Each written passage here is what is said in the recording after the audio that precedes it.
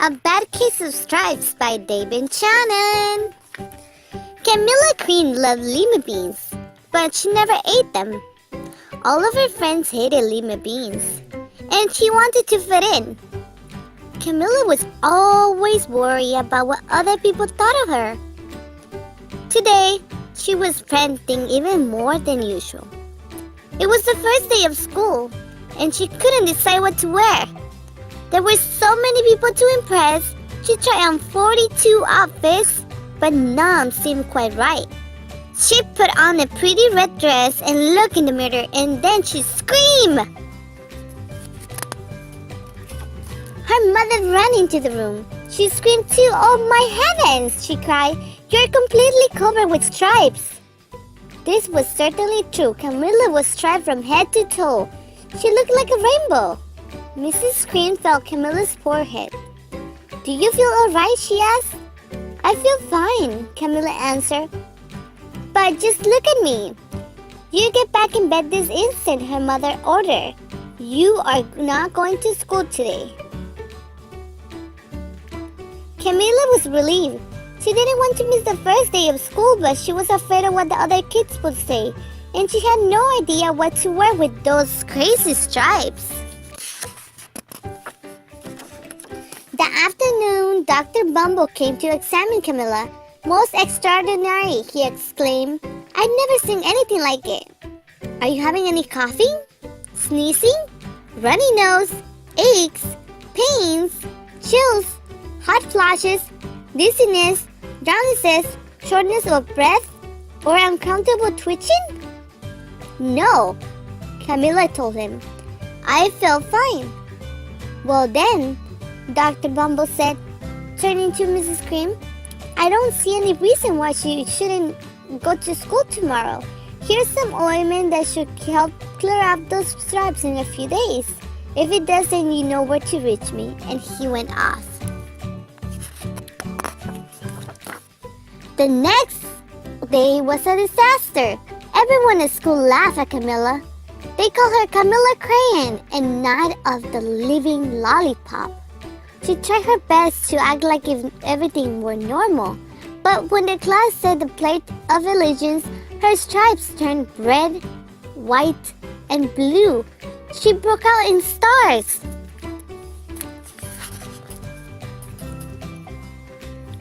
The other kids thought this was great.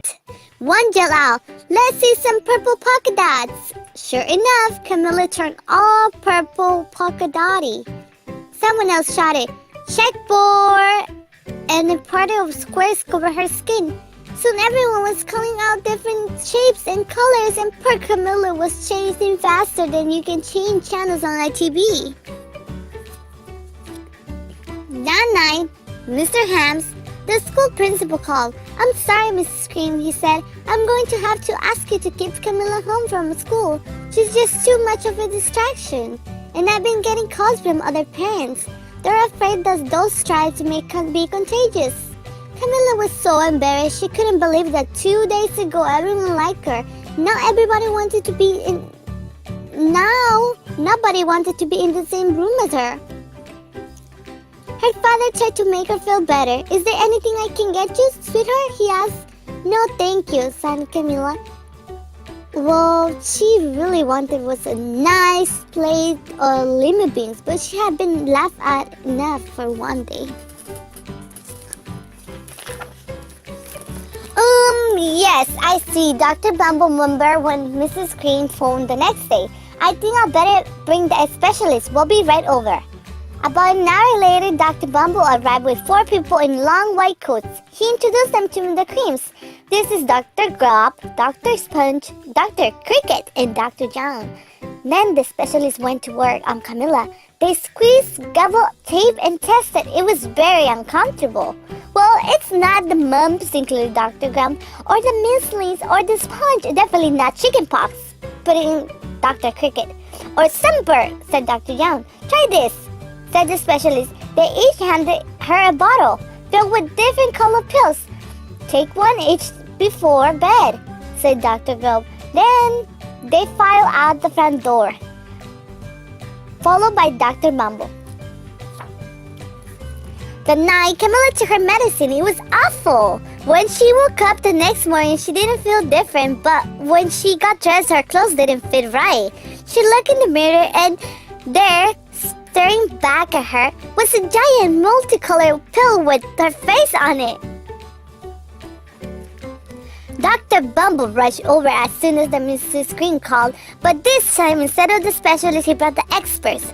Dr. Gore, Dr. Mellon, were the finest scientist minds in the land. Once again, Camilla was poked and pawed and looked at and listened to. The expert wrote down lots of numbers. Then they huddled together and whispered. Dr. Ghost finally spoke. It might be a virus, he announced. When in actuality, suddenly fuzzy little virus balls appeared all over Camilla, or possibly some form of bacteria, Mr. Mellon called out. Out of popped squiggly little bacteria tails. Or it could be fungus, added Dr. Gore. And suddenly Camilla was covered with different colored fungus blushes. The experts looked at Camilla, then all at each other. We need to go over these numbers again.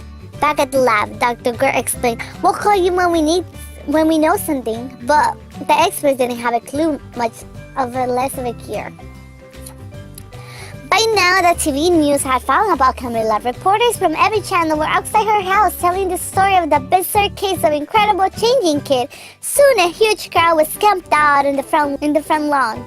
The kids were stamped with all kinds of remedies from physiologists, allergies, herbalists, nutritionists, physics, and an old medicine man, a guru, and even a vegetarian. So-called a cure, only added to poor Camilla's strange appearance until it was hard to even recognize her. She sprouted roots and berries, crystals and feathers, and a long furry tail, but nothing worked. One day, a woman who called herself an environmental therapist claimed she could cure Camilla. Close your eyes, she said. Breathe deeply and become one with your room. I wish you hadn't said that, Camilla groaned. Slowly, she started to melt into the walls of her room. Her bed became her mouth, her nose was her dresser, and 2 paintings were her eyes. The therapist screamed and ran from the house. What are we going to do? Cried Mrs. Scream. It just keeps getting worse and worse. She began to sob. At the moment, Mrs. Scream heard a quiet little knock on the front door. He opened it. And there stood an old woman who was just as plump and sweet as a strawberry. Excuse me, she said brightly, but I think I can help you. She went into Camilla's room and looked around. My goodness, she said with a shake of her head. Well, what we have here is a bad case of stripes. One of the worst I've ever seen. She pulled a container of small green beans from her bag. Here, she said, this might do the trick. Are those magic beans? Asked Mrs. Scream. Oh my, no, replied the old woman.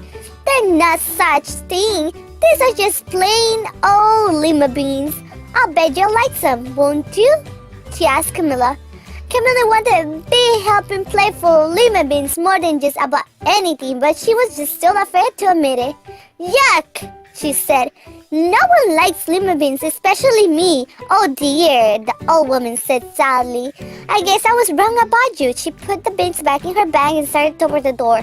Camilla watched the old woman walk away. Those beans will taste so good, and being laughed at for eating them was nothing compared to what she was going through. She finally couldn't stand it. Wait, she cried. The truth is, I really love lima beans, and I thought so, the old woman said with a smile. She looked at the handful of lima beans and popped them into Camilla's mouth. Mmm, said Camilla. Suddenly, the branches, feathers, squiggly tails began to disappear. Then the whole room was rolled around when it was stopped, and stood Camilla. Everything was back to normal. I'm cured, she shouted. Yes, said the old woman. I knew the real you was in there somewhere. She patted Camilla on the head. Then she went outside and vanished into the crowd. Afterwards, Camilla wasn't quite the same. Some of the kids at school said she was weird, but she didn't care a bit. She ate all the lima beans she wanted, and she never had even touched a stripes again. The end.